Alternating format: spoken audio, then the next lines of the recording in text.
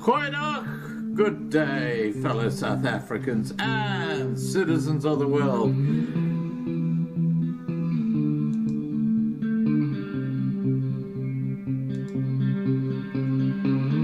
I've been looking around for salvation.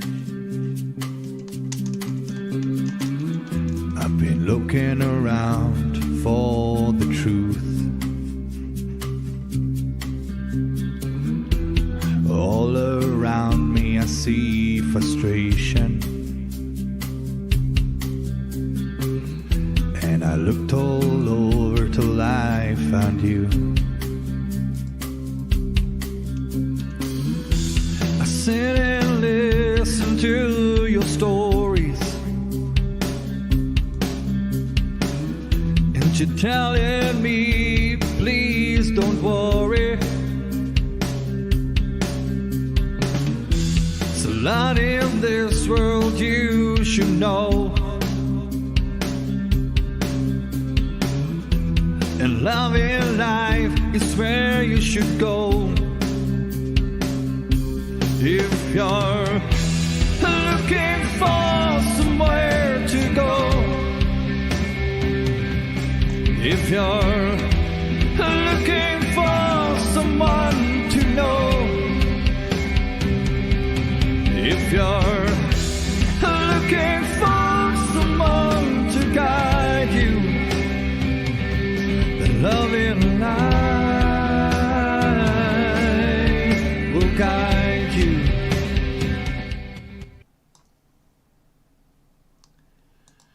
Goeienaand, good evening, fellow South Africans and citizens of the world. Well, tonight we have what I could start calling a regular guest back on Loving Life TV. An extraordinary fellow, as we're finding out, Rodney Genricks. Now, you might recall I spoke to Rodney earlier this year about Hartbeespoort Dam and the problems with the water hyacinth and the sewage and all the sort of shit that's going on in South Africa's water systems. And I had no idea that Rodney Genricks is one of those rare breed of people who's an inventor.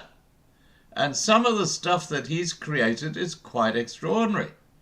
And before he even got into treating water with the biosolutions that he's created, he actually was involved in the forestry industry in South Africa, which we're going to be talking about. And I'm going to start off by showing you a short video clip of one of Rodney's inventions. And he has several in the forestry industry. So this is not just one. Let's have a look at that.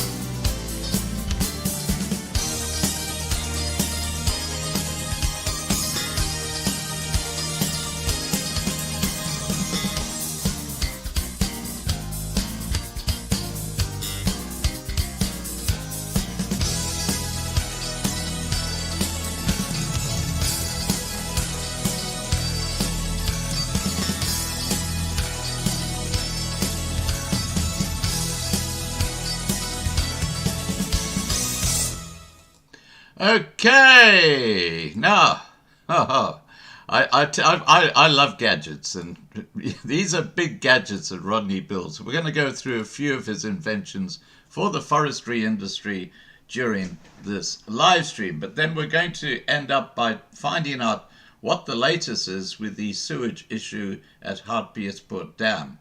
And I think there's some good news coming that you'll hear, and partially thanks to our live stream with Rodney early this year. And you might recall that I had another one subsequently with Dr. Sean Phillips, who's the Director General of the Department of Water and Sanitation. And I drew Sean Phillips' attention to Rodney's bio solution for sewage. Excellent. I'm all right. Can you hear me clearly? I can hear you beautifully. Okay, super. But I can't see you. Oh, okay. Let me just get that on quickly. Okay. There we go. All right. Now, okay. Rodney, I started off by playing that little video clip of the floating blade, the V blade, but we'll get to that shortly. When I spoke to you earlier this year, I had absolutely no idea that you were a fair dinkum inventor. I mean, you've invented all sorts of stuff in your life. Tell us about why you became an inventor. What inspired you to get into this? Well, it's actually quite a long journey that I've travelled. But I started as a game ranger at Sabi Sabi. I was one of the first rangers doing trails, and there was no Fagasa or anything at that time. So we had to develop our own Fagasa and our own training and our own training systems. And I was pretty successful there in doing my work. And then the owners of the Sabi Sabi Game Reserve, Mrs. Chalkley and the Moors, they had a timber farm just outside White River. And they were in financial trouble there. The whole farm had collapsed. The two foresters had resigned. And I had actually left because of a friend of mine, Dr. Clay Wilson, who Tony Park wrote a book about. He'd left, and I decided to move on. And they offered me a job to take over the timber farm. And the timber farm, when I got there, the forestry manager showed me around I had 1 week to see what was going on. Basically move into a house and find out where the vehicles are and the extent of the farm. But my first week on my own was a week after I started, and the only way I could learn forestry was from the staff. I had about 200 staff, three broken trucks, and that was about it, and a couple of what they used to call home lights, which is a chainsaw today.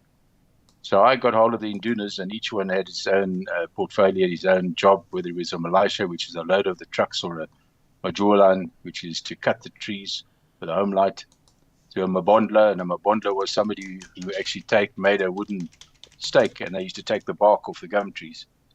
And then we had them as scofflers, and they scoffled around, which means they just cleaned fire breaks. And we had people cleaning lantana, and each and every of those aspects, I went and I spent half a day with each of them, and I worked out the gwaza and took a gwaza on myself for the next 7 days, which means the gwaza is that I had the task work. So they gave me the task, what they had to do, and then I physically did that task myself. And they all had a great time, and we had a tremendous time actually getting together a whole harmonious. And I learned all the people and who they were there and what I was doing. And the following week, I then started sending out task work and starting to get. But I found that to get into the forest, the trucks used to drive in, and they used to cut every fifth row out. And it took ages with one big chainsaw trying to cut these. And the damage to the trucks were unbelievable. So I'd been there only about a month when I decided to take the trees out on a long length, and we did that. But we didn't have a sawmill, we didn't have a crosscut mill, we didn't have everything. So I phoned Peter Bell from Bell Equipment, and him and Bob Quick, the senior engineer, flew up to Winkler Hotel, and I showed them how to convert. I wanted to convert a little 3-wheel bell into a 6-wheel bell, which means that all the wheels were like the back of a road grader. They could actually oscillate on the axle, and they could therefore walk over stumps. And even the back 3-wheeler, which was a solid wheel, I made into or could also oscillate it. So you could actually, it was like a crab walking over these stumps. Wow! So we were able to remove the long lengths that way, and then cut it into 6.6 meter lengths in various sizes, and then take them to a crosscut mill, which over the weekend I got a team in, and we built one. And I designed a way to offload the trucks by using chains like a lasso and 2 turf winches. And we used to winch it and roll the loads off the trucks instead of having to hand load and hand offload. So that was really the start of the whole thing. And we suddenly immediately increased our tonnages per hectare substantially, and not leaving off our timber behind, I turned it from a negative to a positive, and because of that, within 3 months, I'd actually stabilized the farm. So, but with that going, all of our trees were what we call 3 ratoon trees, now, which means that a gum tree grows your initial tree and it grows straight up. Then just outside there, once you cut it, it actually forms little trees and it grows again. So you used to select the 2 best stems and used to grow again. And that was your second ratoon. And then your third ratoon, you'd do the same. But each time these stumps grew bigger and bigger and bigger. So in doing that, not only do the stump grow bigger, but the tree quality goes to pieces because they become like bow and arrows. They become big bows, so you lose a lot of your timber. Right. So we decided we had to replant. So there was no nurseries. I went up to a nursery and saw the old government forestry nurseries growing trees in a plastic bag, and I immediately realized there was a major problem in the nursery industry. So I was one of the founders of the Seedling Growers Association of Southern Africa, and we started hydroponics in 1981. And I built one of the first seedling nurseries, and got it going with all hydroponics. And that was very successful. We grew them in polystyrene trays, but then the roots used to penetrate into the polystyrene, so we had to develop a chemical which we treated the side walls and stopped the penetration. So it was a whole process, but once that was all finished, the problem is that we were growing too many trees and we couldn't plant them because the stumps were all in the way, and we had to have people hand digging it and going along with it with a chain, and they'd make these marks, and they dig a hole, and it was supposed to be a certain depth and a certain width. And of course, the guys were trying to get through their task fast, so that they just made a crack on the ground, just disturbed the soil on the surface. So the holes were never properly dug, and when you planted them, your whole plantation was different sizes. It was a mess. Anyway, I went on my own and I built a nursery in White River. It was called Evergreen Seedlings, and we used to grow 18 million trees a year and about 54 million vegetable plants a year. And the problem again came: how do you sell all those trees if you can't plant them? So at the same time as I was doing that, I was approached by SAPI and Mondi and these companies, the big timber companies, looking for a way to do these stumps. And I was well known because I was also chairman of the Brondel Fire Association at that stage, and we started the first aerial bombing of the fires in the plantations. But so I knew all the forestry guys, and I went to them and I said, look, I've got an idea. And, I went to SAPI and they said, look, we'll give you 40 or 80 hectares to try it out. And I went down to Komatsu and I did a drawing, and they sent me through to Escort to Newcastle. And they built this cardboard model that I'd made and designed and drawing, and they actually got an engineer to do it. And we used about 7 different steels and all sorts of things, attached this to a Komatsu bulldozer. And I, never having driven one, I took a guy had never driven a bulldozer, and the 2 of us, I taught him how, I taught myself and I taught him to drive. And we floated and we started de-stumping all these plants, these stumps. And it landed up, we were taking 1,450 to 1,600 stumps out every 40 minutes. Wow. So it was incredibly fast. I mean, I always say today, if it takes longer than clicking your fingers to remove a half a meter diameter stump, you're wasting your time. So through that, and what we did, we then brought in, I had to get, there was broken up stumps all over the place. So I brought in and bought a big disc with 36-inch discs and a ripper, and I used to rip the land and then plow all of that stumps, which had been broken into little pieces. I plowed that into the lands. And by doing that, we created a tremendous bed for planting. So my nursery, I was then able to plant 100,000 trees a day. And we did that for Mondi and SAPI, NT, HLH. And I landed up through that and through my work in fire and my work in nurseries, forestry, sawmilling, all the rest. We worked with Dr. Denham Gray and actually changed the curriculum of Sarsveld, which is the forestry college, and I was behind a lot of that work, and even lectured to the final year students of Stellenbosch University on site soil species selection and land preparation technologies. But to do that, I had to design all the planting machines in the nursery to pick up the seed. A gum seed, for example, is when I explained the size of a gum seed, and we had to sort them into different sizes.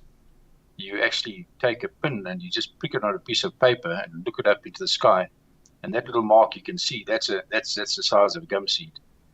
Now, these gum seeds we used to get in a packet, and there was millions of seeds in that packet, and we had to separate the chaff from the seed. When the chaff is actually all the waste wood around the seed, and we used to blow that into the air, and then we used to separate the dead ones from the live seed by just taking a Coke bottle with the tap upside down and to make it put sugar in it, and we stirred it up into solution, and all the dead ones would float to the surface, and all the live ones would drop to the bottom. Wow. And we just opened the tap, and so we had our live seeds, and then we had to sort them into 3 different sizes, which we then also did this a similar way, and through sieves and stuff. And then I built a planting machine for the trays, which we did out of an old vacuum cleaner with the sucking and blowing. And we used just a cardboard box, and to make the hole small enough, we used this hardboard, and we actually drilled these very fine holes in, and then we pushed needles in, and just took a little Dremel and took them off, and then used a tooth, for cleaning teeth and nerves from a dentist, and we used to clean those. And so the suction, we turned the box upside down, the seeds flowed on the top. Moved them around, they got stuck, we turned them upside down again, and all the excess seed dropped off, and then we could swing it around and put it over the tray. And we'd plant 128 trees like every couple of minutes. Wow. So that was the start of the seedling grows. And I remember going down to Pietermaritzburg just after. There was three of us who really started the whole lot off. And the Pietermaritzburg University was having a talk, and they brought in a professor to talk about different fertilizers. And when we got down there, and I sat in front of this guy, I think I was 22 or 23 years old at that stage, and he told us this whole big speech about fertilization and NPK and nitrates, phosphates, and potassiums, and micros and macros. And I sat listening there, and he lost me in the first 5 minutes. And I went out afterwards when he'd finished his talk, and I sat down with Dr. Kay Nixon and the guy Tim Goodrich, and we sat down, and she's just saying, "Wow, what a speech! That's fantastic!" And the other guys with us always saying, "Well, that's unbelievable." But I never said a word. And eventually, she turned around to me and said, "Well, Rod, what do you think?" I said, "I think it's the biggest load of rubbish I've ever heard in my life. I didn't understand a word he said." So, I'm not trained in all this bloody stuff. So one of the guys with us owned Wonder Gardens, and he turned around to me and he said to me, not Wonder Gardens, Ocean Agriculture, Alistair Forsyth. And Alistair turned around to me and said, "Well, Rod, what do you suggest?" I said, "Well, look, I'm dealing with totally uneducated people who can't even count. They've never been to school or anything like that. So we even had to develop a way that they could count." So I said, if I need fertilizer, NPK, in different colors, red, green, blue, whatever the color is going to be. So Alistair said, "Well, Rodney, I'll tell you what, I'll do the fertilizer. Will you do all the trials?" So I said, "Yes." So we ended up doing all the trials on the colored fertilizer. So now we could just say to the guy, open the green one or the blue one or the red one. And so we got our correct fertilizer going onto the plants without having to do anything. So it was also one of my little developments. So yeah, I've done a substantial amount of work in forestry development and machine development. I don't know how many machines I've developed, but it's a number of one. The V-Blade, I think, is most probably my best one ever. Yeah. We had eventually 5 machines running, and I did all of the whole Piet Retief area. We cleared all those areas, and I used to walk the machines from basically from Port Petersburg all the way up to Carolina, and then walk them back again. And all the farmers all along the way, they used to give me the year's planting program. So I'd grow the trees, and then I'd move the bulldozers like a fleet from one farmer's land to another farmer's land. So we never used low beds and things. We just walked them. And we had all our staff staying in caravans. and we had a mobile truck that used to go around to the servicing for everybody. And so we just moved them from one to another, and then, depending on the site and the soil and the species, the farmers and even Mondi, then they just say, right, well, Rodney, choose what you plant the best tree that's got to be planted there. Now, eucalyptus, I mean, everybody thinks a eucalyptus is a gum tree. Well, it's not. There's many, many different species and subspecies, and each one has got a specific role in the forestry industry. And that's what people don't realize. I mean, you've got MacArthuri, you've got grandis, you've got camaldulensis, you've got nitens, you've got fastigata. Some are used for timber, for treatment. Some are used for mat packs in the mines. Some are used for paper. And then, of course, we've got in Natal, we had the eucalyptus. We had the biggest nylon stocking manufacturers in the world, and that was all done out of gum as well. So all the early stockings were made out of eucalyptus oil as well. Wow. So there was a variety of different products, and each one was specific. And in the Piet Retief and most of South Africa, we have a huge problem with a stone layer that is between 0.5 meter and 1.5 meters under the ground. And gum trees, unlike pine trees, have got a taproot. And when they hit that taproot, they just turn around and make what you call a U-joint. And they don't grow very high, and they eventually fall over. But the result of all of this are 14 years that I was in the forestry industry. In 1994, I was invited with another guy from CSR to the Portland Timber Oregon show. And it was after the new change in government. And we were the first group of people allowed to go to the Portland Oregon show. There was about 2,000 people in the auditorium. And the chairman opened up and he said, could those people from South Africa please be upstanding? And there were 5 of us in the crowd. And he turned around and he said, look, guys, I want to introduce you to South Africa, which today are the finest timber farmers in the world. And we were way ahead of the rest of the world. And what people don't realize is what we had done. I mean, when I started forestry, we used to get about maybe 75 tons a hectare if we were well per hectare. Yeah. And that used to take about 12 years. But after our research and our land prep and everything, we were getting over 200 tons a hectare in between 5 and 7 years. So we just, I mean, our trees were just basically jumping out the ground. And that's all because of the technology that we went into. And it's because of that they were forced to change the curriculum. And this is very similar to water, which we're trying to do now, is to change the process, because the process is fatally flawed. Forestry, the flaw in forestry was the plastic bag. Now, when you go to a nursery, buy all your trees in a plastic bag, well, that was identified as the first failure. And so we threw away the plastic bag. Because the plastic bag, first of all, the seedlings took up to 18 months to grow, and all the roots went round and round in a circle instead of, having your main tap root and then your hair roots going out. Yeah. So we threw that out. No more plastic bags in forestry. That was now banned. And it also meant that we could load 100,000 trees on the back of a bakkie, a little van, and transport it. Whereas with the other trees, after 18 months, you could only load maybe 10,000 trees on a 7-ton truck. So all your costs just came down, and your cost per hectare, we just dropped, and our tonnage went up. And they went into things like cuttings. Now, cutting was also where they take a tree and they've got a certain root system, a camaldulensis, and they put a grandis on the top because one's got a better root system than a tree system. And that actually then started taking off in quite a big way before they started increasing more genetic improvements.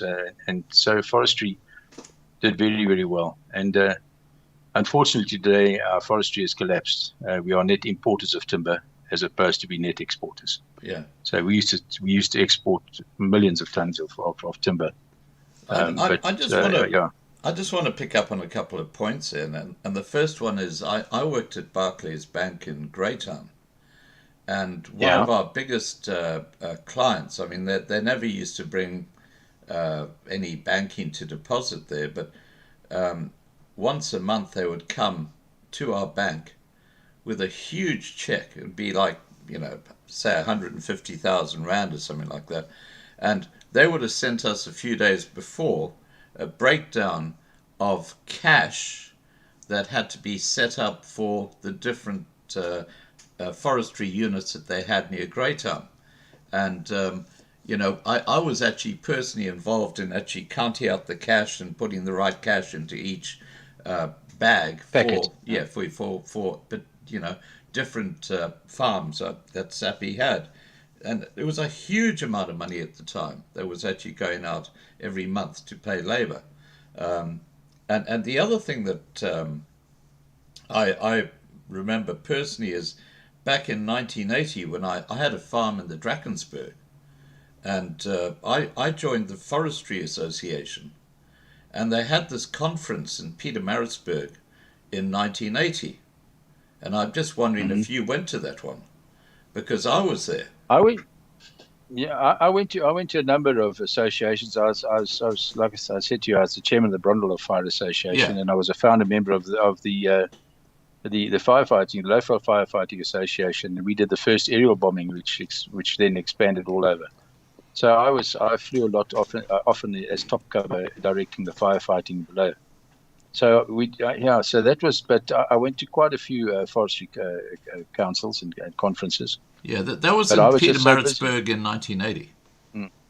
Yeah, no, look, 1980, I just started. I wouldn't have been in there. I just started my forestry towards the end of 1980. So I didn't go down to that one. I did go down to the seedling grows, the first seedling grows, which is also in Pietermaritzburg, which was, I think, in about 82 or 83, right, when we founded the Seedling Growers Association of South Africa. Now, so that's the first time I went down. Now, the machine that you invented that pulls out the stumps, is that the floating V? That's a floating V blade. How it actually works is it is like a lying down pyramid almost with two cutting edges. It's almost like a hacksaw. If you try and pull a hacksaw through steel, it's not going to cut. But if you push it and you've got lots of little cutters, it'll cut through it. So the weakest part of a gum stump is the bottom, a third ratoon stump, because the center, when it's cut and a new one grows around, that rots. So the next section is half rotted, and then the outer section is fresh. And when I spoke to Professor Wallish from Stellenbosch University, I said to him, what is a vertical section of a eucalyptus gum stump look like? He says, well, we all know that it's a lot of circles. I said, no, you didn't listen to me. I asked for what it does a vertical look like, not a horizontal. Yes, we all know horizontal's got lots of little circles, but a vertical cut.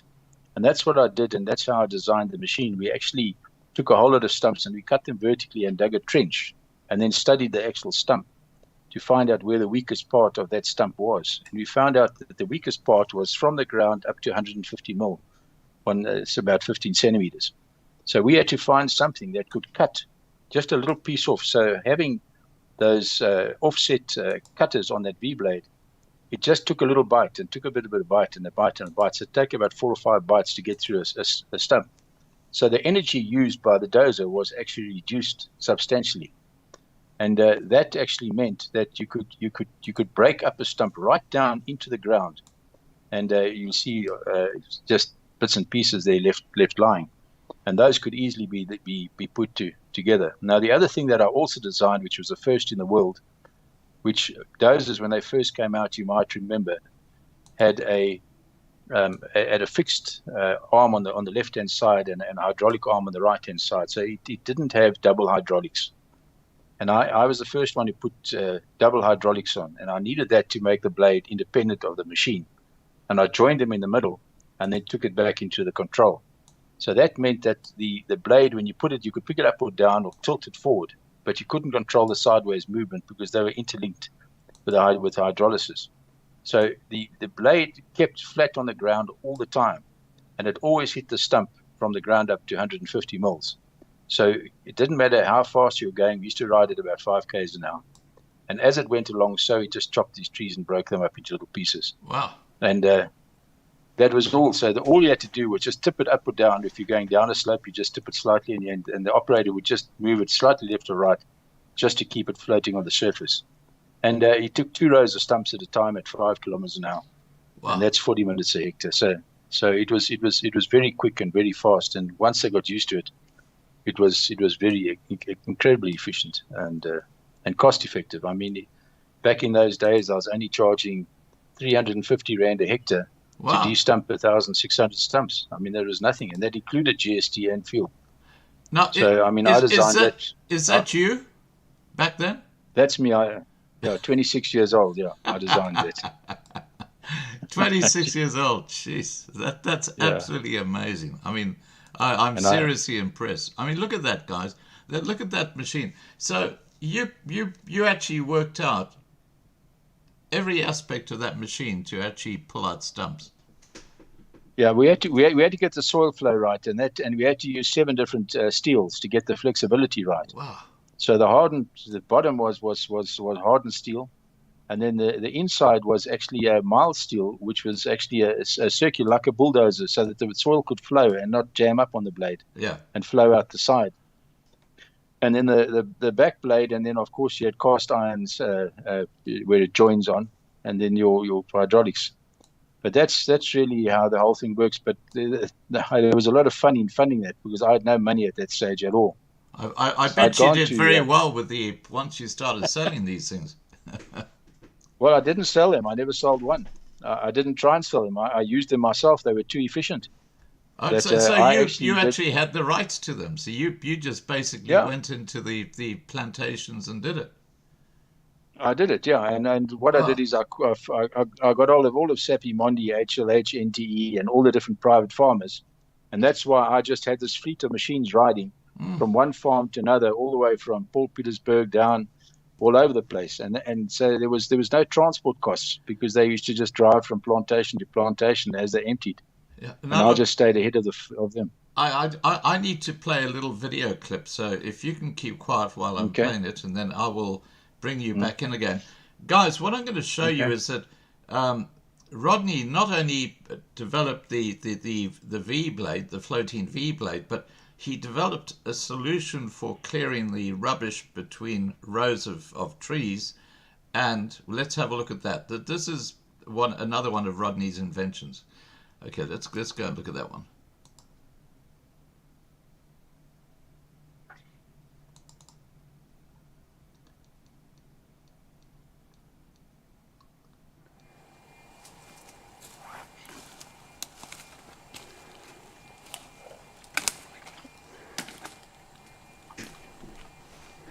This is the rubbish between the rows of trees. You can see it's absolutely crazy.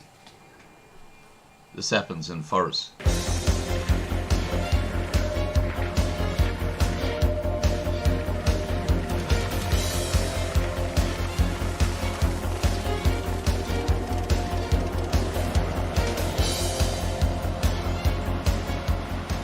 We're very happy with the mulcher. We're very excited about it. The mulcher that we've been trialing for the last couple of weeks. We see lots of exciting opportunities for it in our industry. I think the biggest need at the moment is under canopy clearing for fuel load reduction to try and limit the amount of fuel that's available under the trees for burning. Linked to that, or associated with that, is weeding, access into the plantations. The machine is narrow enough to run between the tree rows.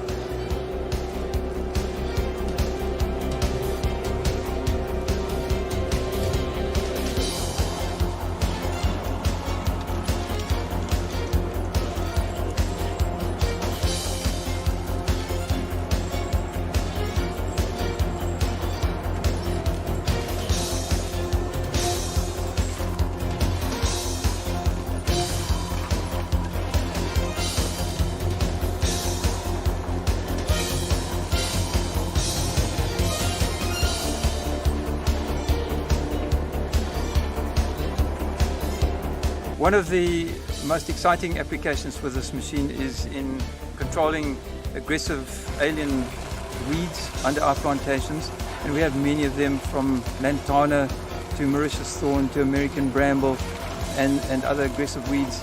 And it's very labor intensive and not pleasant to labor in some cases to work through all of this. This machine does it speedily, very effectively. An important role for this machine is in what we call clearing before felling, and essentially that's opening up compartments prior to clear filling to make them safe for the clear filling operation. So essentially we want to remove any undergrowth, which would consist of shrubby vegetation, small trees, runts, dead trees, hang-ups, anything that's in the way of clear filling operations.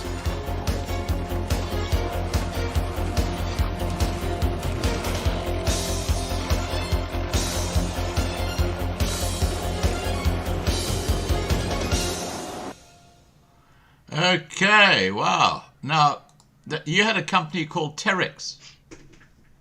No, Genricks is a big forestry company. It's a big machine company. It's not my company. I actually went to go and work for them for a while. Yeah. After I closed down. Now, Genricks had brought these machines in and didn't know what to do with it. So I must just correct you there. I didn't actually design that machine. They didn't know what to do with the machine. I designed the process behind the machine. So Right. that machine was brought in, but to clear bramble and stuff like that on a farm. And I took it into the forestry industry and introduced it to the forestry industry and set it up in the forestry industry.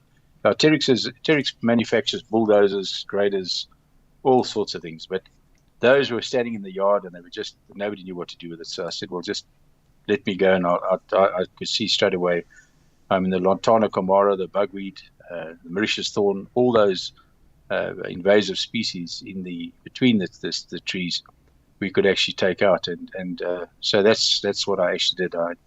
I developed the process for that machine to be used, and it was adapted. Then Caterpillar started bringing machines and various other companies similar to that, and they were used in forestry as well.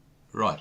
So not only did you basically de-stump an area that had been harvested, but you also actually adapted the use of a machine that had already been developed so that it could be used to clear all the rubbish between trees. And I've seen what happens in forests. I mean, it's just crazy. You can hardly walk through them. Well, the whole thing is, I will say, I developed a process from seed to sawmill because I own my own sawmills eventually as well. And forestry is a very complex thing. I mean, we used to grow the prime timber that you used to grow for pine trees used to take 60 years, and so you'd plant 1,600 trees a hectare. And you'd harvest every 7 years. You'd thin them out, and as the branches grew and eventually land up with about 160 trees approximately. And you did that because you wanted the veneer, what we called peeler logs, which were cut about 1,2. That's a big stump at the base, and they used to put it through a peeler, and that was a very popular thing at one stage to have these veneers until a normal melamine and stuff like that took over. So. The technology, or the use for the timber had changed. So we had to change the whole process. So eventually we got the pine down to, we were cutting pine trees we're cutting in 22 years. And like I said before, our gum trees between 5 and 7 years. And we more than doubled the tonnages, tripled the tonnages on per hectare. So there was a whole lot of process changes that need to take place in forestry. And that is all the way from the seed to the sawmill. And this was one of the processes. I also had tractors that were disking after planting in between the planted rows, because they were so straight and neat and everything like that. We could actually put a small tractor in there and disc those lands. There was nothing. There's no stocks or rocks or big stumps that worried about them. And in some instances, we actually even planted legumes, peanuts and monkey nuts, which gave off nitrogen to help with the growth. So there's a lot of different protocols that we used in the forestry industry, and so that is really where I was. And one of the machines besides this, and I don't know whether you've got it. You can see us. We just disc in between those as well. You can see it's all nicely and clean. This is what we call Eucalyptus MacArthuri. It's got a silver-colored leaf, and it's used in the mining industry. It's a very hard timber, and they make mat packs out of it, Right. which is basically timber that they stack on top of one another to prevent the roof from collapsing. Now, So that is a. what picture Sorry? am I looking for here? There's about the grader. I did a. There's two other machines. There's one machine was Oh yes, basically I a think pitting I've machine. got that. Let me just scroll Okay, through to that. Okay, I think I've got it down here. Just stop me if I hit it. Okay, that's yeah. Okay, there I'm just disking. Yeah. Okay. Okay. That's disking the stumps in. Right. After I de-stumped it, I just disking. There's the nurseries that I put up, and I was and we were growing instant lawn on at the bottom. That's instant lawn we grow on plastic sheets without soil, Well, and so there I developed. Is that so you can take turf to a garden that needs grass? Is it? Yeah, look, I did Leopard Creek Golf Course, which is one of them that we did all the grass, and we had to grow it without soil, and so there's only roots and a little bit of pine bark on there. That's all. Okay. And but the beauty about it is you could load the same square meterage on the back of a Land Cruiser that you used to load normal instant lawn on a 30-ton truck. Wow. So your transport of this and your turnover is very, very quickly. You can every month you can be cutting and harvesting the grass this way. And this is a concept you designed? Yes, it's totally my concept, yeah. Wow. Okay. We won't worry about the the road collapse at this stage. All right. So so we've covered that. So when you say from seed to sawmill, seed to sawmill. You basically came in as almost like a consultant to these big forestry plantations at critical times, and did things for them, which made them far more efficient. Well, I came in as a nobody without a degree, without a Sarsfield degree or a university degree or anything, and I actually brought in new technology. Yeah. And fortunately, I had a small farm. I mean, we were only 2,000 hectares. And I had a small farm where I developed all these processes. And when I put up the first nurseries, I invited all the forestry companies around. They all came to come and have a look. And, from one led to another. And the 6-wheel bell, they used to come and have a look at. It was the first one with a telly boom, so you could extend it and that type of stuff. So as we developed equipment and worked and sat on various forest associations, people, started talking to me, and so it grew, and it grew word of mouth. And when I had I heard about this problem with de-stumping.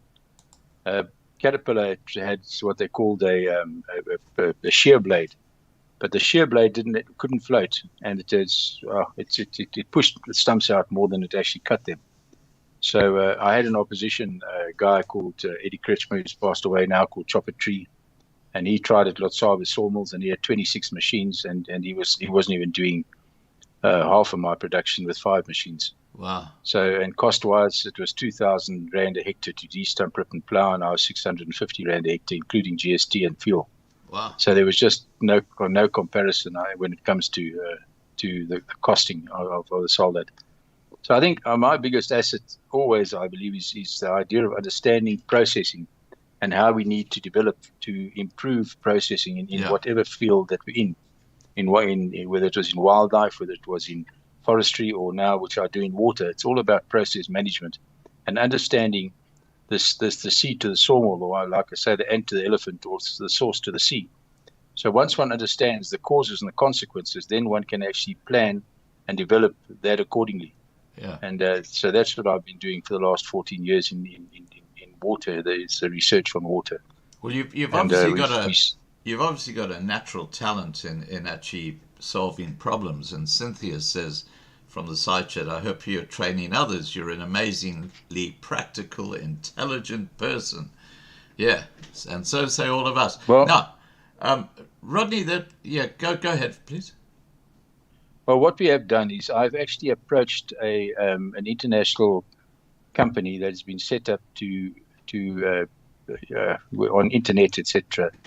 And there's the deans from a couple of universities who I was last week at, and we are setting up an international school to teach them about water, particularly, which I'll get involved in, and conservation. That we will have I've already approached a couple of professors who are going to work with me, and when we'll start teaching people about all these different techniques. And if they want to, and they might be up in Ethiopia. I'm going up there now shortly to go and help, and also in Botswana, I've just got back from. But these different areas, doesn't matter where you are, you can now zoom in live or Skype, and we can actually look at your problem and help you from one central area, and then if we've got an area which is specific vegetation that needs to be planted, I've been approached to do 100,000 hectares in one of the countries, and train the people to do that. So that is what we're doing. We are trying to set up an education facility where we can actually have people who can advise and consult and teach. So that is really my ultimate aim. It is to take this knowledge into another level. Absolutely brilliant. Now, there's another video clip I've got here, which is the tree planter, or the one that actually digs the holes. Is that one of your inventions? That's correct, yeah. That I developed, yes. Okay, let me just play that clip and we'll talk about that. Okay. Okay, this is to do with once you've actually cleared the land using the floating V, and now what you're going to be doing is planting a new set of trees. That's correct, yeah.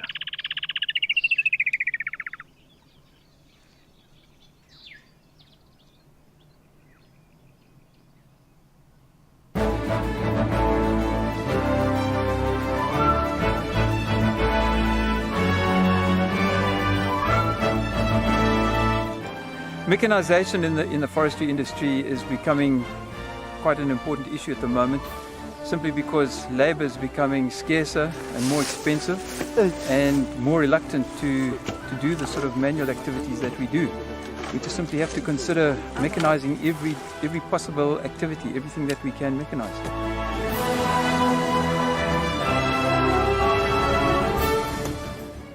The type of mechanization that we're looking at expanding into at the moment is certain selected activities.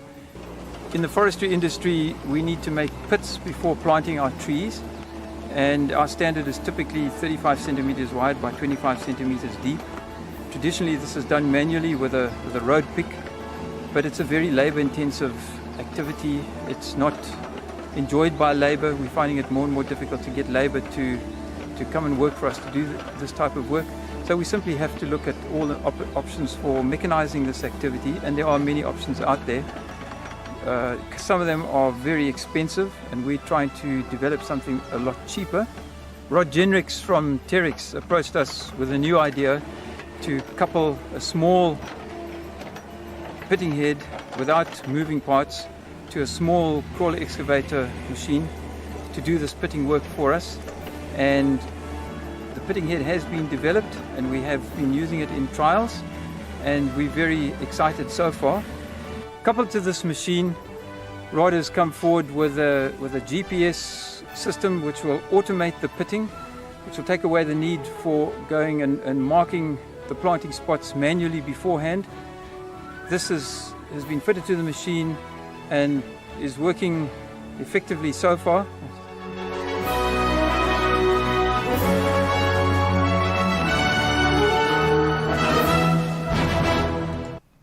Okay, so there we saw the little holes being dug for the little trees, and also the comment that it's now tied up with a GPS. So you can basically just set the machine off, and it'll go and dig all the holes for the trees without anyone having to be involved.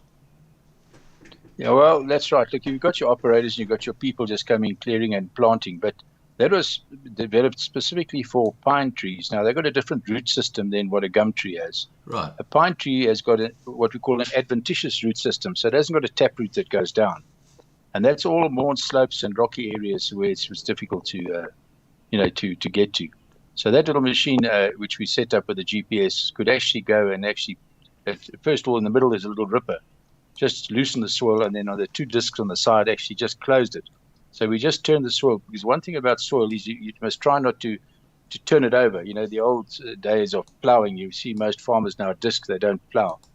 And that is because your topsoil which is an old topsoil, and that's where all your vermiculture, your earthworms and everything live. You don't want to put that underneath and kill it all and put the topsoil or the bottom soil on the top and turn it around. So that was designed to actually just drip it and just close the hole up again, without actually changing the structure of the soil and allowing a tree with an adventitious root to actually grow. And so that was what it was all about. Right. Okay, so You basically created a machine that plants trees effectively. You adapted a technology for clearing between trees, and once the trees have actually been harvested, you developed a floating V that actually gets rid of all the stumps and basically creates a new piece of land for planting, where you once again use that other machine. That's quite incredible. And you were in your 20s when you did this. My V blade, I was 26. I did that up until I was about 40 years old. Yeah. Then I developed a high-speed road grader together with Dave Eckendorf in Australia. And Dave came over to see my floating V blade because he was wanting it for Australia. And we got talking, and one of our biggest problems is firefighting. And in firefighting, we had to get and turn fires and runaway fires, and be able to create a suction so we could actually suck the fire dead. So we had to get a fire break done very, very quickly over any terrain, rough terrain, stones, rocks, doesn't matter. And it had to go fast. So we could grade at about 15 kilometers an hour, and we could tow it on the road at 100, 110 k's an hour with no problem. So we could get quickly to a fire and actually cut a fire break quickly, and then we backburned it. And you had to time your back burning right, and we actually sucked the flames one into another. And in that way, we actually got control of the fire and slowly turned it to a point and turned the fire around. And I took that machine and I drove from here to Kilimanjaro right through Africa, selling it all the way through. Wow. And towed it behind a union milk. So all the way through, and then we sold a lot of the machines up in Africa and at game farms that were still being used. And then so that is another one of the machines that I got. Unfortunately, somebody decided to steal my technology and go and build the machines down at Cuts Engineering in Natal, and they stole the wrong drawings. So I just left them, and they built 28 machines, and they sent up the end of the wheels literally fell off. So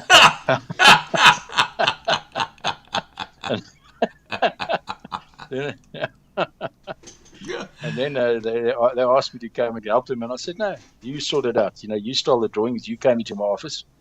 You took my CD with the wrong drawings, and I know about it, and I know you were building them, so I just let you go for it. So they actually went bankrupt. Wow! But that was directly as a result of that, and it's unfortunately, I sort of like got out of forestry to that extent, but that to me still was the finest thing that could ever been done. I mean, you could pull it from the smallest little tractor to the biggest articulated tractor that you've got, and it will stop that big articulated tractor in its tracks if you put it down. And yet we used to grade with a Land Cruiser, tow to the Land Cruiser and pull it quickly. So a Land Cruiser, or even a little Massey Ferguson tractor could pull it. So it's a unique invention. Instead of having one blade, it had 7 blades, and it works the same principle as a plow. You take one big plow and you try and turn that whole soil in one go. It's not going to do it, but you break it into 4 or 5 plows, one just behind the others, a bit like my V-blade. It's the same tractor can pull all of those 4, actually going much deeper and turning more soil than with if that same area was trying to be turned with one blade. Oh. So that's what we did and patented that. And so that was that, and the V-blade. The V-blade was my biggest success. And then the high-speed grader and these other 2 were also some of the machines that I developed. Yeah. And but I really enjoyed the grader, and traveling right through Africa and Malawi, all up the mountains, and doing the different trials in different places around Lake Tanganyika. Well, there's one thing for sure, that not only are you an inventor, but you're very hands-on. And Rod, I want to ask you, what happened to this incredible setup you had, where you basically went from seed to sawmill? I mean, what happened to that operation? Because it seems like it's a no-brainer. Well, it was a no-brainer, but after 94, it was 96, I was approached and I said, look, I had to give away 40% of my company minimum, not sell it, I had to give it away. And I just said, look, I'm not going to give anything to anybody who's not prepared to pay for it and appreciate what they got. So I sold the bulldozers and my nurseries and everything, I just sold a whole lot. And my blades are still lying in the forest. They don't know how to use them. The nurseries that I had, they don't even grow. I don't know what they're growing today. But the whole operation, I mean, the cost of destumping now is fivefold what it used to be. Yeah. And they try and grind it out, and it's so slow you fall asleep watching them take the stumps out. And I mean, I watch those grinders work. It takes 10, 15 minutes per stump. By that time, I've already taken 100 stumps out. So, the whole forestry industry, the cost of forestry just went through the roof. The cost of our timber went through the roof. The growth rates went through the roof. Well, they just didn't. The growth rate wasn't there anymore. I mean, the land wasn't being properly prepared. The nitrogen, the phosphates and stuff were not being put in correctly. So the whole industry just imploded, I suppose, like so many other industries that are controlled in the government today. And it's a crying shame, because I mean, I was to be standing in Portland, Oregon, in front of 2,000 foresters worldwide. Yeah. And for us as South Africa to be recognized as the finest foresters in the world, and to know that I was a large part of that, was a hell of an honor. And it was very, very sad to see it all close down. This whole where they just basically took everything away from me. I mean, that's really what it is. It's either I was given an ultimatum. You either give away the business, your 40% your business, or you won't get any more work. Who said that to you?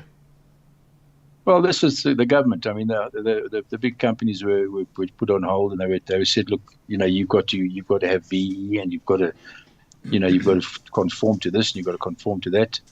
And the fact that I was employing a lot of people and all the rest of it. Yeah. I mean, my sawmill. I mean, I must have let 400 or 500 people just in my sawmill go. Wow. I closed that down. That was the first BE company that was established in South Africa, as far as I know.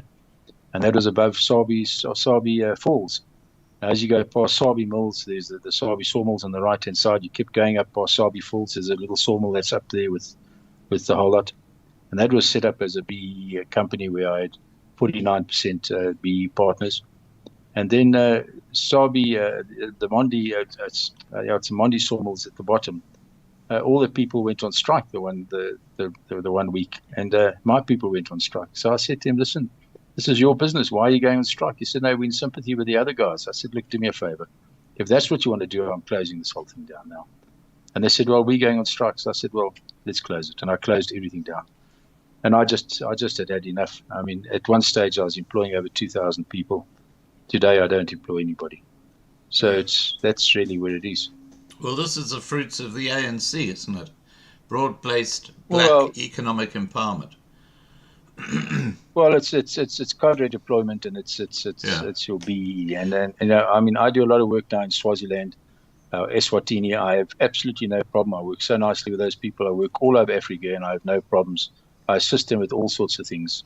Now, sorry, Rodney, isn't it ironical that you live in South Africa, but you can't conduct a business in South Africa operationally? You've got to go to other African countries where you can then install your equipment and actually run projects and stuff like that. But because of triple BEE in South Africa, you can't actually offer it to SAPI or the other big forestry companies. I mean, that's just crazy. That's basically exactly what it is. We are stopped from, we can't tender, for example, unless we are BE. So I don't tender for jobs anymore. I'm not interested. So I find the other ways to do work, and I work most of my work and research outside the country. And I travel out there, and I mean, they welcome me with open arms. I think all in all, I've got more black friends than I have white friends. And, it's just the way it is. And I mean, I have no issues with any of them. I've grown up and I've been with the workers, the black people from a child.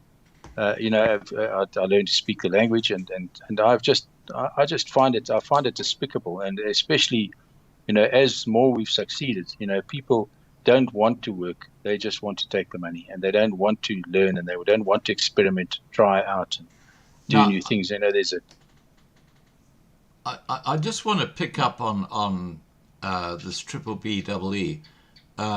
When you were approached and told that you had to go to triple BEE, Were you given some suggestions as to who the directors should be, i.e. ANC cadres?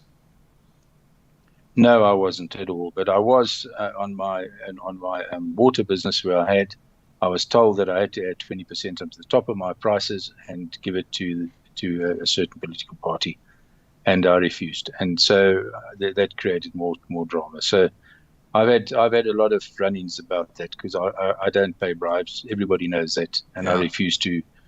I've got nothing against paying a commission for a job done. And if people do a job and they've done the job correctly for me or whatever, we'll pay them the commission which they are due. But the story of having to pay money up front to get a job or to tender, I'm not interested. I've got other things to do. Well, I just wonder how many thousands of businesses like yours have taken the same steps, which has basically undermined South Africa's potential to grow. It's absolutely disgusting what this ANC mafia have done. Yeah, look, I try and stay away from politics as much as I can. Yeah, and it is very, very sad to see the way the country has collapsed from being the top in so many instances, like forestry, for example, world leaders. And today, well, we're not even on the map anymore. Yeah. Now, just talking about stealing your technology, which happened with cuts in KZN, much to their own detriment. But you had a BEE partner in your water business, and the way I hear it or understand it is that he went out in competition with you and then tried to steal your technology again. What happened there? But sorry, I lost you for a little bit. You were talking in relation to what was that, water? Yeah, in relation to your bio solution. You had a BEE partner who apparently, without letting you know, set up a competitive business doing the same technology. Yeah, that's correct. He was actually they were the directors on my board. He actually had signing power in my company, and I worked setting everything up, and I kept on for about 8-9 months. We would go and we'd tender and we'd get work, and then we'd lose it by 10,000 rand. And we'd try and find out who it is. We couldn't find out until eventually I found out. We did a CRPC challenge and found out that company Ecotabs was involved in this whole lot. Ecotabs Global, and they were involved in a money laundering scheme in South Africa. And I took them to court, and I parted company for that reason. And so that's the problem. They were the ones who, and I'll say it quite openly now because I've reported to the Scorpions and to SARS, they were running a money laundering scheme out of South Africa, and I refused to participate in it. They produced a product, and I did all the research, and so that is the reality. And they set up a company in Mauritius, where whoever bought huge amounts of product, they got a cut, and it got put into a Mauritius bank account. Now, nothing's happened about it. I've been through the courts, and SARS hasn't done anything about it. And these guys just said, "Well, we're gonna do it. We want that money, and we're gonna do it." So I said, "Well, you go ahead and do it, but I'm out of here. I don't get involved in that." So is that an ANC cadre who's involved? Oh yeah, no, he was very, very much so. And I mean, what is sad is that I got on quite well with him at the time.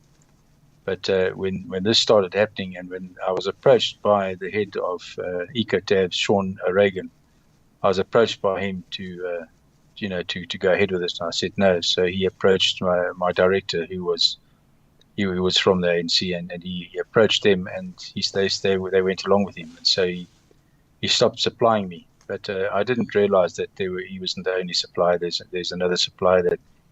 The development of the product was exactly the same, but I did all the research for the product. And they've tried to copy me in a couple of cases, like Cuts Engineering. They get it, they go and put it in, and then it doesn't work, and then they wonder why. And well, that's fine. They also tried to register my product under their name at the Department of Science and Technology. Wow. But they didn't have any of the backup science. And so, yeah, I've had this all my life. I've had people try to copy the work I've done. But there's always just something that I leave out, and it's quite funny to watch them copy it, and then it doesn't work, and then they say, "Oh, but this doesn't work." I said, "I know." So it's it's actually so yeah. So Egg on face is I've done called. it. Egg on face. Yeah, I mean my V blades. They bought them all, Yeah. and they couldn't make them work, and it was the most silly, stupid little thing. All they had to push was the lever forward and put it into float mode, and they were not doing it. They were trying to control it like you control a normal bulldozer blade, and I never said a word, and they just could not make it work. Yeah. And so they still, some of them are lying around in the forest somewhere. I don't know. Yeah. They were bought and dumped. The bulldozers were sold off with the drivers, and so what's happened to them all? I don't know. I did find one, and I said to the farmer, I said, "Why don't you use it?" He says, "No, it doesn't work." I said, "Well, you guys know I used to do all your de-stumping for you, and they worked then." He said, "Yeah, but we can't make them work." I said, "I know. I know exactly why not." And that's all it was. It was just moving a lever forward, and it would have worked. Wow. But yeah. Now, mate, there's a bit of a postscript on what happened with Hartbeespoort Dam. And after I had a live stream with Dr. Sean Phillips from the Department of Water and Sanitation in South Africa, he's the Director General of the department. Sean basically guaranteed that if you contacted him, he would get back to you because you'd had a problem talking to the department about your product when it came to cleaning up the sewerage and all that sort of shit. What's been the outcome of that? well, I've had a one-on-one with the mayor of Tshwane, Dr. Mayor Celias Brink. He zoomed in, and we had a meeting. What is happening is it's a continuous where I think the mentality is starting to change and realization is starting to come. They're trying to take the hyacinth out and trying to turn it into a business, like with contaminating the dam and not sorting out the cause of the problem. This is where, like I say, a tree growing a plastic bag is the same as the water. They're trying to take the tree and make it grow in the hyacinth. They're trying to turn that into fertilizer, and they can't. I've spoken to them. I've said to them, "Look, guys, man, one thing I do know is hydroponics, and the product that they produce is a 222, what they call NPK, which is a 222, and that will grow or spray it in somebody's garden, and it'll be good, or it'll be planted, it'll be right for a little while, and then it's not going to grow because like sugarcane uses a lot of nitrogen and very little phosphates." So they've got a different mixture. There'll be a 312 or a 212, or it's varieties of. So you can't just generalize and make a general fertilizer. Besides which, it's against the law and highly illegal to do that. And the more they drop and use bugs or spray or whatever to kill the hyacinth and drop it to the bottom, the bigger the problem you make for the dam, and you turn it eutrophic. Now that is starting to take. People are starting to accept that now. They just had the Rudderplaat dam. They just had the skiing championships there, and they had a pretty successful way of getting the E. coli down, which was very, very high, and that is to oxygenate. Now, most of the dams and stuff here have got no oxygen in. But oxygen, you've also got to be very careful of, because as soon as you go too high with oxygen, above 9, you could actually kill. Well, it will. A guy goes scuba diving, they will say, "Oh, he's got an oxygen tank." Well, it's not an oxygen tank, it's an compressed air tank. If he had compressed oxygen in there, he wouldn't last 5 minutes in the water and be stone dead. So oxygen in high concentrations can be very deadly. So, working where you're putting or adding oxygen into water, which we do, one also has to realize that there's a technique, and there's also levels that have to be done, and ranges which you've got to keep within. And otherwise, if you've got no experience in doing it, you're going to pick up problems. You can't just go and use oxygen ions or air, to increase an aerobic system going. Now, each dam is divided into two areas basically, which is the top section, which is an aerobic, and the bottom section, which is an anaerobic section, which is about a 60-40 split, 40 being the top section. So at Rudderplaat Dam, they actually oxygenated the whole area around where the rows were taking place, but it meant that It killed all your aerobic, anaerobic, and also your E. coli. So it was safe for that period, but it's only a small area, so it wasn't harmful to the dam as a full dam. So afterwards, when they stopped, it slowly came out of suspension, and so the water, the rowing competition was held successfully without any diseases and causes and all that type of stuff. So there's a whole new thought pattern that's going on, and I've spoken to the guys who did the water at Rudderplaat Dam, and we both talk from the same page. He can't take sludge out. I can't take the sludge out. I can go right down deep. We can take sludge down from developed techniques where we take a digester with 45,000 cubic meters of solid sewage that's compacted, and we actually turn that into water.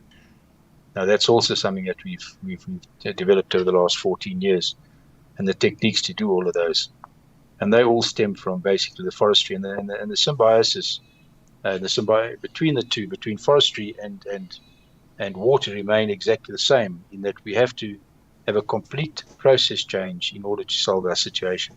Because the current process, there is no chance in how it's going to work. It's just, well, you've seen the results everywhere. It's collapsing. I've just today come back where we're converting a sewage plant where we actually get taken in hippo armored cars because the Zamazamas shoot at us if you're not. So we go in there and we've actually, so that is where we were today, and we've been running that for 4 years. And there's not a pump, there's not an electric cable, there's not a brick, there's not a fence, there's nothing. There's just concrete canals that we've actually modified with more concrete, which nobody can steal. And just by doing that, we've actually got the water down to the correct standards and levels that we should be. And they go in. We don't even have to treat it right there. We can treat it back from on the way of the water. So we avoid the firearms and the shooting of the Zamazamas and things like that. Yeah. So it's that type of stuff that I'm very involved in at the moment. Now, with the experience you had with this guy who was a director in your company involved in this EcoTab, do you still have to comply with triple BEE? I'm supposed to, but I don't. I refuse. I'm not prepared to do it. If people have got a contract and they want to pay me and I consult for them, that's fine. But I will not. I don't tender. I just don't waste my time. So your technology, which could solve South Africa's water problem, is basically on ice because you refuse to sell 51% of your company to an ANC cadre. That's basically it. But I'm working with private enterprises. I'm working with estates around the Hartebeespoort Dam, for example, who do not have to conform to that. So I'm taking it into there, and then in places like Ethiopia, I deal directly there now with the senior management ministers. I'm consulting there, and same as Eswatini and Botswana. So, there's no such thing as a BE, and there's no such thing as this reverse racism that goes on here in South Africa. So, I do not tender. If people want to tender, I'll help them. I'll give them consultancy. They sign an NDA with me, and away they go. And, that's why I'm setting up the school, so that we can supply them with product. And if they come unstuck, we can explain and show them, and, they'll obviously invoice them for their time. But that is why I'm doing it this way, rather through an education process than a practical process. Well, look, to me, the elephant in the room here is quite simple. With an iceberg, 99% of the iceberg is below the water. Now, you are one person who's raising the point that the only place you can do business for this technology that would help sort out South Africa's water problem is by going to countries north of South Africa where they welcome you with open arms, have no conditions, and you go in there and you sort out their problems when it comes to water. Or, for example, the forestry side. But you cannot actually do that business in South Africa because of the ANC's triple BEE laws, which is crazy. So the rest of Africa can benefit from what you're doing, but South Africa can't. I mean, that is just ridiculous. Well, I think it's not only me. I think it's throughout the country. I mean, we've got there's so much technology here that we've lost, and people have moved overseas, and all the youngsters are moving and taking all that technology with them. And you can't do anything without education, and education is key. Yes, there are people who, like myself, have walked out and I've done certain developments, and I've experimented. I'm always a person who's curious about various different things and seeing different things and trying different things. But unless you have that curious mind and you only just want to get a salary every month, I've my whole life, I think only for about 6 months in my life, maybe a bit longer, say 1 year of my life, I've in the last 44 years, I've actually earned a salary. Otherwise, I've worked for myself all the time. And so when people are only interested in earning a fancy salary, and I mean, all they're doing is they maybe working behind a desk as a secretary, and yet they drive a Maserati, then one wonders, what is happening to this country, where our average salaries, I think, from a public point of view, is about 2.5 times more just for the basic job as the private sector, and yet they don't achieve anything. So we've got to turn that around. I mean, there's strikes and there's war literally going on. There's people shouting. There's the Zamazamas are out there. They're digging for gold. And I mean, as they dig for gold, they take away all the supports inside, and eventually we're going to have massive potholes, and it's going to collapse. It's just a matter of time. I mean, it's already happened a couple. We've got these big potholes forming, or big holes in the ground coming as it collapses. One's got to be careful. Look at Breer Street in Johannesburg. I know there was gas, but I mean there's a lot of mining going on underneath Johannesburg. No, but that you see is a typical example of methane gas. Yeah. And methane gas, I went into that area, Breer Street and underneath. Now, all those buildings that have been illegally taken on, the owners didn't, the sewage doesn't go away anywhere. So it just all flows down into the basement where the cars were normally parked. And those basements are literally filled up. Oh, no. And some of them are actually they actually overflow into the streets. Oh, no. Now, with that also underneath the ground, it starts that sewage as it evaporates and goes and settles, it starts producing methane gas. Yeah. Now all you need now is a spark and a trigger, and I put money on it. That's the reason why it went up. And there are going to be areas, and one is under a major shopping centre where a river flows through, and it's all full of sewage, and it's dammed up, and it's formed a methane dam underneath. This is under the ground. So. This is under the ground, underneath a massive shopping not the Carlton Centre. No, I don't want to say anything. I am working with the people. They are actually dealing with it. I'm actually supplying stuff to try and see if we can do it, but we've got to get the whole community behind us. And so yes, I am working with them.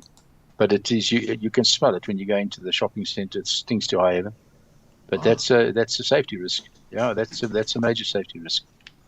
So but it's going, yeah. So Johannesburg is basically just like a big gas bomb. It just takes one match in the wrong place and it blows up. Well, I look, to make a broad statement like that is there. But I mean, as long as these buildings, at the bottom of each of these big high-rise buildings, they've got a sump, and all the sewage goes in there, and then that gets pumped out. Now, those sump pumps have all been stolen. I mean, they're not there anymore. So where does that sewage go? It just fills up. It becomes a big reservoir of sewage underneath these buildings that have been hijacked. So where does that go? It's got to go somewhere. And eventually, as that methane builds and it overflows into the streets and into our normal water drainage systems, it runs into our rivers and so on and so forth. So we just get all our rivers and dams are being totally, absolutely full of sewage. And I mean, there's virtually no dam at the moment that's not contaminated.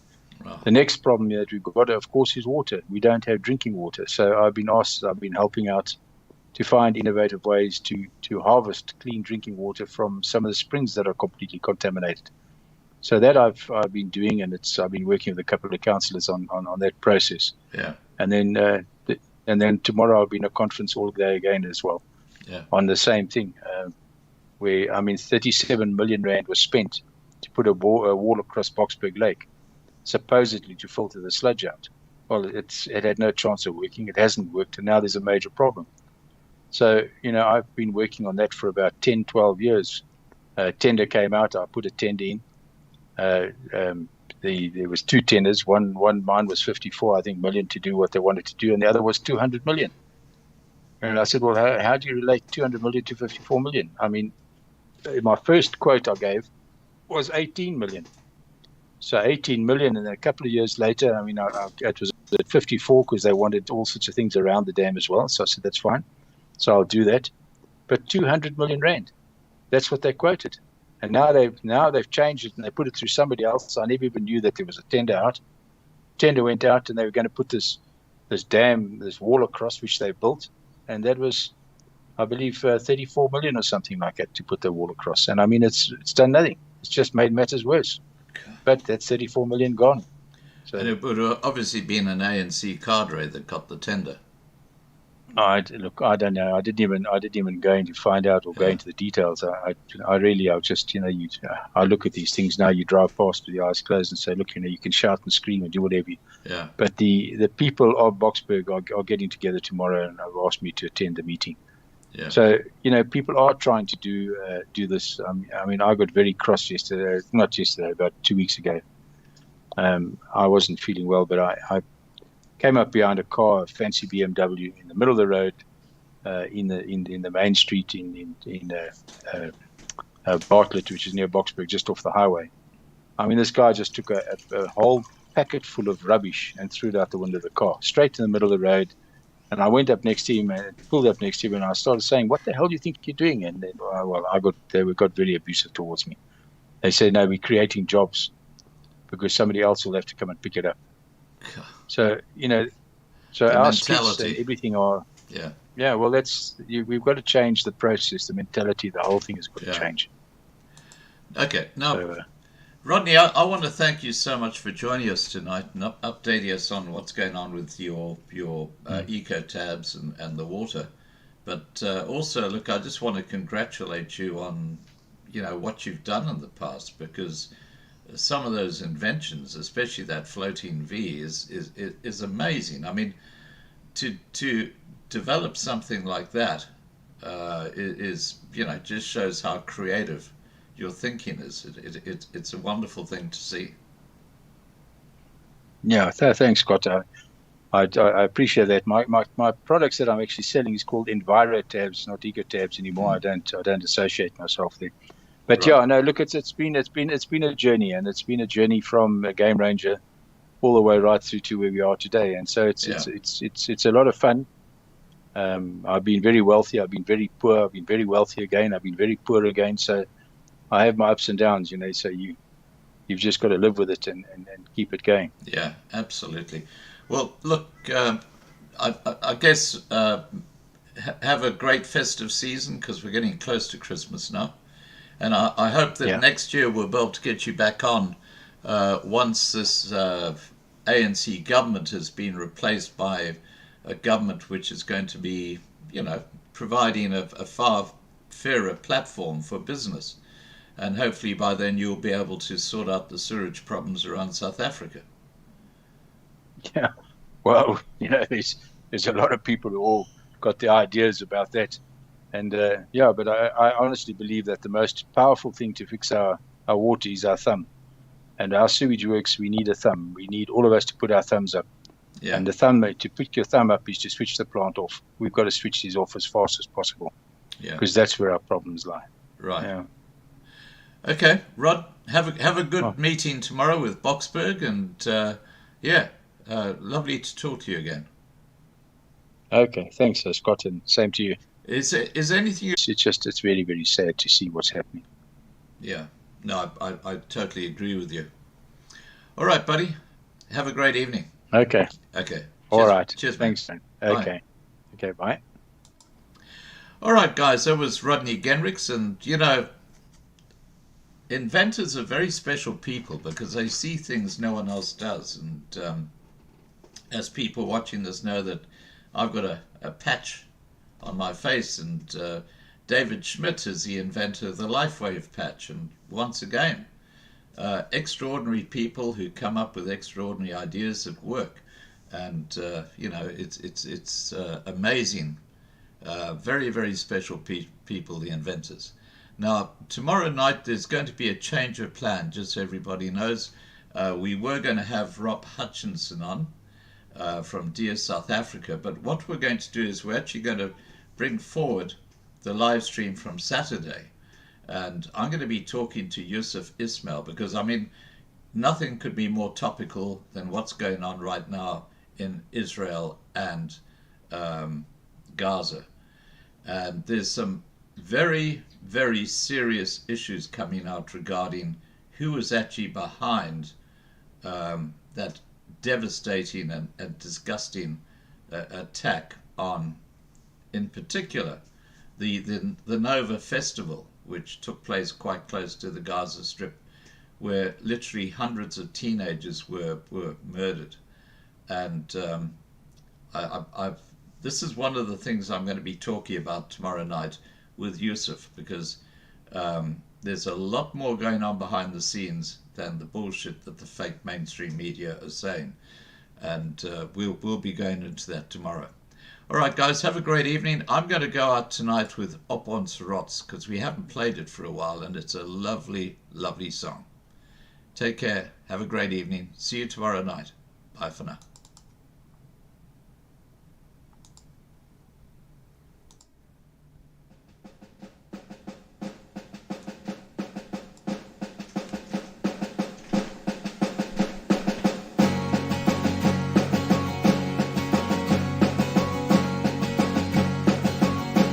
Ons loop hand aan hand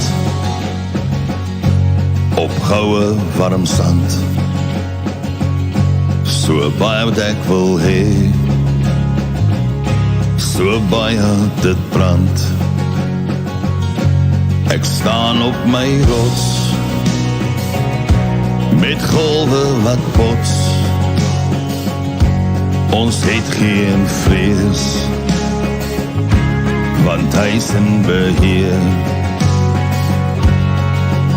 Ons sien al die planne van goddeloze manne. Ons weet hulle gaan nie wen nie.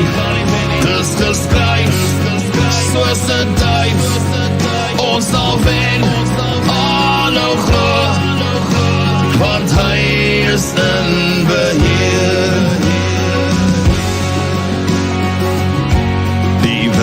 Baie sterk, dis kragte wat werk. Die gevoel in my hart, dis vrees wat wil brand. Ons is boere met trots, met my hand teen my bors. Ons ken geen vrees, want hy is in beheer. Ons sien al die planne van goddeloze manne. Ons weet hulle gaan nie wen nie. Dis geskryf soos 'n duif. Ons sal wen, aanhou glo, want hy is in beheer. Ons sien wat gebeur, die leen sal ons nie steen. Kom staan nog 'n keer, ek is stil, want ek weet hy is in beheer. Ons sien al die planne van goddeloze manne. Ons weet hulle gaan nie wen nie. Dis geskryf soos 'n duif. Ons sal wen, aanhou glo, want hy is in beheer. Ons sien